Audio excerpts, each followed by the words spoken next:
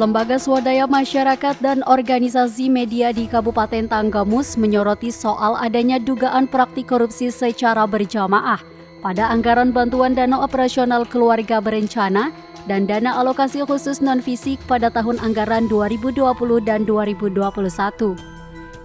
Hal itu diduga kuat dilakukan bersama ex-kadis serta jajaran dinas dan koordinator penyuluh se-Tanggamus untuk melakukan pemotongan anggaran atau pungutan liar terhadap anggaran tersebut, sehingga diindikasikan kerugian negara dalam jumlah fantastis pada Dinas PPP Adalduk dan KB di kabupaten yang berjuluk Bumi Begawi Jejama ini.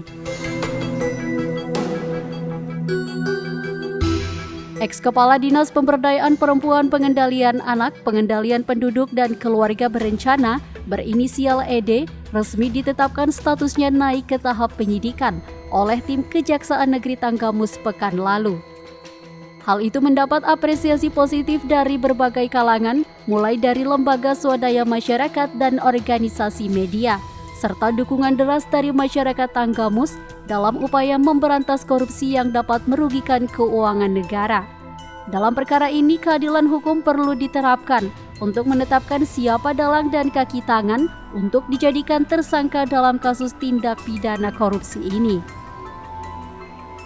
Ketua LSM Lembaga Perlindungan Konsumen Nusantara Indonesia atau LPKNI, Yuliar Baro mengatakan, selama ini Kejaksaan Tanggamus dinilai kurang profesional dan objektif serta transparan dalam penanganan kasus-kasus korupsi di Tanggamus dengan istilah macan ompong. Namun kondisi Kejari Tanggamus saat ini menurutnya justru terbalik. Yuliar mengaku di kepemimpinan Yunardi sebagai Kejari Tanggamus ada perubahan yang signifikan. Beliau menunjukkan keseriusan dalam memberantas korupsi, kolusi, dan nepotisme serta menjunjung tinggi penegakan hukum yang berkeadilan di Kabupaten Tanggamus dengan menaikkan status perkara BOKB dan DAK khusus non-fisik tahun 2020 dan 2021 ke tingkat penyidikan. Yuliar mengatakan kasus ini tersistematis serta diduga mengalami kerugian negara dalam jumlah yang tak sedikit. Bagaimana Kejari ini bisa menuntaskan setuntas-tuntasnya kasus ini? Karena ada terindikasi ini sudah sistematis, sudah masif sampai ke pendamping-pendamping penyuluh, sehingga kerugian negara terindikasi memang sangat besar di situ. Sementara itu, organisasi media Ketua Taji Kabupaten Tanggamus Junaidi Bonderas menyampaikan bahwa terkait kasus yang sedang didalami oleh tim Kejari Tanggamus di tahap penyidikan tentang dugaan pemotongan atau pungutan liar dana bantuan tersebut yang dilakukan ex-kadis PPP Adalduk dan Kabupaten Tanggamus.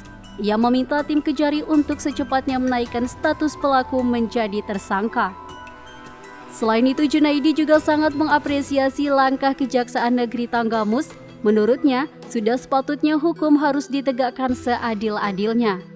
Junaidi berharap kepada Kejari Tanggamus agar memeriksa kembali keterlibatan dugaan turut serta pihak koordinator penyuluh se-Tanggamus dan oknum pejabat dinas terkait atas peranan masing-masing dalam melakukan aksi kejahatan korupsi, kolusi, dan nepotisme pada dinas tersebut.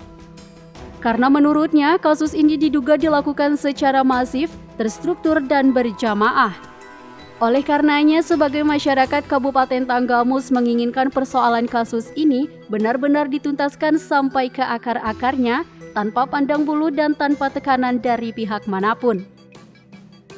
Junaidi menegaskan siapapun yang diindikasi terlibat dalam kasus ini untuk segera dijadikan tersangka, agar kasus serupa tidak lagi terjadi pada dinas terkait ataupun instansi yang ada di Kabupaten Tanggamus ini. Kami harapkan Kejari dan kami sangat mendukung langkah-langkah Kejari berikutnya agar ini bisa dipublikasikan dan diumumkan kepada masyarakat umum. Sampai langkah-langkah berikutnya kami pun berharap dengan kasus-kasus yang lain. Dari Tanggamus Lampung, redaksi Saburai TV melaporkan.